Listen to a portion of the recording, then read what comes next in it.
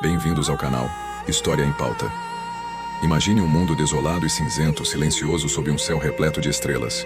Sua superfície marcada por eras de caos cósmico. Esta é a Lua, nossa vizinha mais próxima, um lugar que pensávamos conhecer. Durante décadas, os cientistas acreditaram que ela era completamente seca, uma rocha estéril sem mais segredos a revelar. Mas e se tudo o que pensávamos sobre a Lua estivesse errado?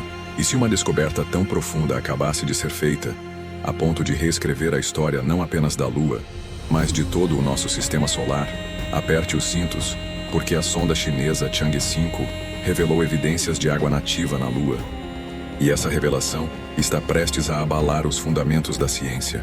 Vamos mergulhar nessa descoberta surpreendente e entender por que ela muda tudo. Primeiro, vamos contextualizar. A Lua sempre foi um símbolo de mistério. Seu brilho pálido inspirou mitos e sonhos em diversas culturas. Mas quando os astronautas da missão Apollo trouxeram rochas lunares nas décadas de 1960 e 1970, o veredito parecia definitivo. A Lua era seca como um deserto, sem rios, sem lagos, nem mesmo uma gota de água. Essa ideia moldou nossa compreensão sobre a formação da Lua, sugerindo que ela teria surgido de uma colisão violenta entre a Terra e um objeto do tamanho de Marte, ficando então queimada e ressecada. No entanto, sussurros sobre a presença de água persistiram. Em 2009, o orbitador Chandrayaan-1 da Índia detectou sinais tênues de moléculas de água a partir da órbita. Outras missões vieram em seguida, mapeando vestígios de hidratação da órbita. Mas tudo ainda eram apenas indícios como sombras na neblina. Ninguém havia confirmado a presença de água na superfície da Lua de perto e em tempo real. Até agora. Entra em cena a missão Chang'e 5 da China, um salto ousado na exploração lunar. Lançada em novembro de 2020, essa espaçonave não era apenas mais uma sonda. Era uma maravilha tecnológica projetada para pousar, perfurar, coletar amostras lunares e trazê-las de volta à Terra. Algo que não era feito desde a missão soviética Luna 24, em 1976. A Chang'e 5 pousou no Oceanus Procellarum, uma vasta planície escura no lado visível da Lua.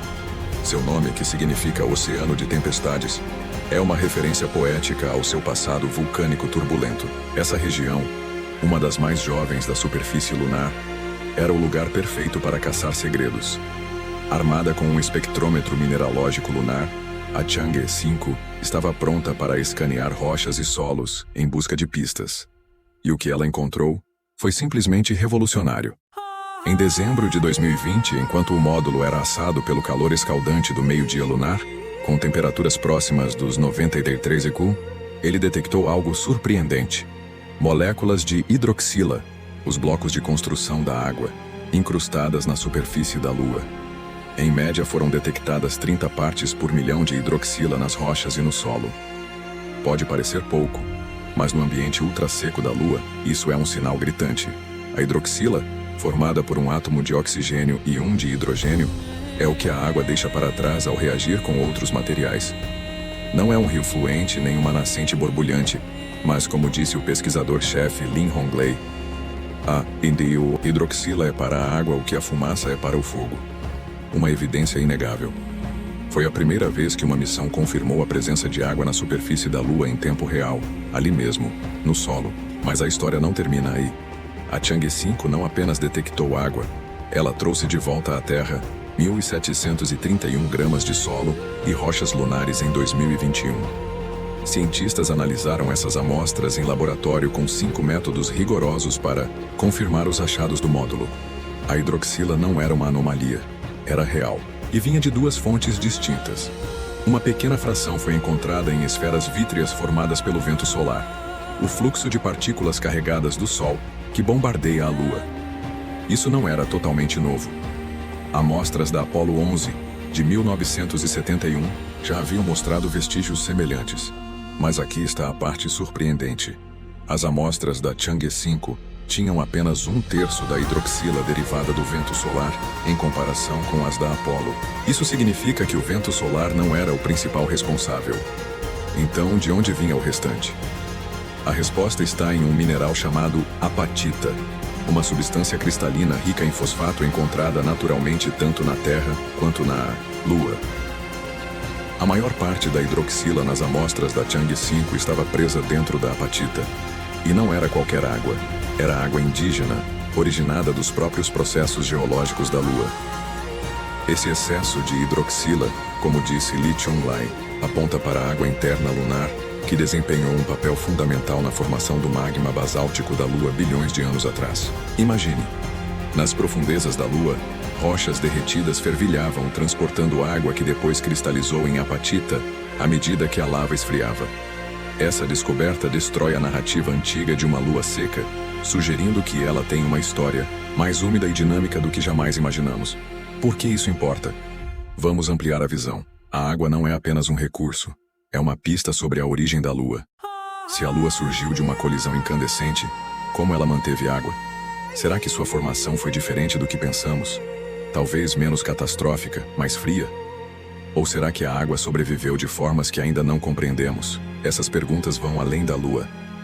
Ao estudar sua água, estamos montando o quebra-cabeça da formação do Sistema Solar. Desde o nascimento dos planetas, até as condições que tornaram a Terra um refúgio para a vida. E há também o lado prático. A água lunar pode ser um divisor de águas para futuras missões espaciais. Imagine astronautas separando a hidroxila em hidrogênio e oxigênio para combustível ou ar respirável. De repente, a Lua deixa de ser apenas uma parada. Torna-se uma ponte para Marte e além. Mas aqui vem o ponto-chave, a revelação que conecta tudo. As amostras da Chang'e 5 foram coletadas durante a parte mais quente e seca do dia lunar, justamente quando a hidratação deveria estar no nível mais baixo. Ventos solares fracos na época também descartavam interferência externa. Mesmo assim, os sinais de hidroxila estavam lá. Isso sugere que a água da Lua não é apenas uma peculiaridade superficial, ela está profundamente incrustada, possivelmente espalhada, até mesmo em regiões iluminadas pelo Sol.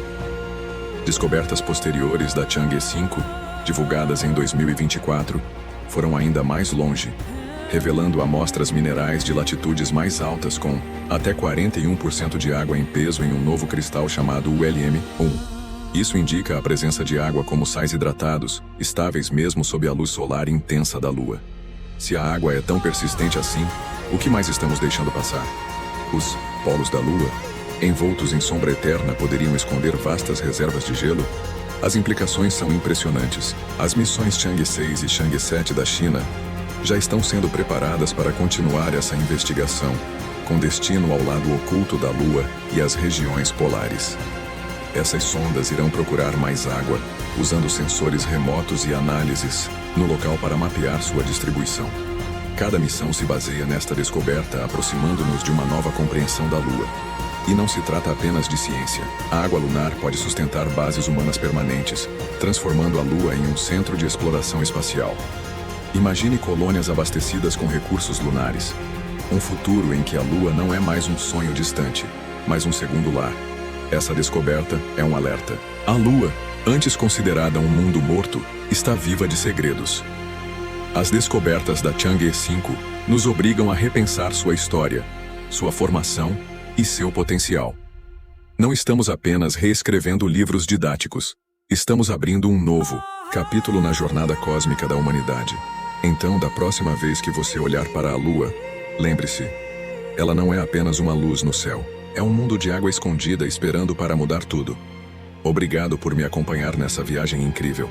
Se você ficou tão impressionado quanto eu, curta o vídeo e se inscreva para mais revelações cósmicas.